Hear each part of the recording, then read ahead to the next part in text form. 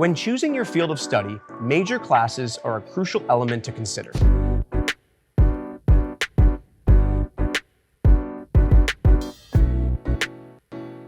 Major classes are directly related to your academic discipline. They're highly specialized and delve deep into field-specific content. Since major courses will occupy most of your time, you should ensure they truly interest you before choosing a program. In general, major classes are designed to help you gain the expertise needed to excel in your future career. That means learning specialized skills and engaging in hands-on learning. Thinking of studying psychology? Theories of personality could be one of your major classes. Prefer to focus on computer science? One of your major courses might be Fundamentals of Programming. Though college major classes focus mainly on field-specific content, they also integrate soft skills.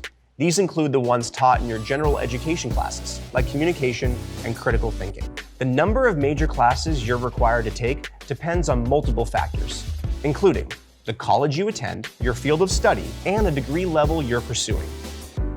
Of course, if you have any questions about college major courses, you can always reference your academic catalog. And if you need more assistance, your academic advisor is just an email away. Want to learn more about college requirements and how to tackle them?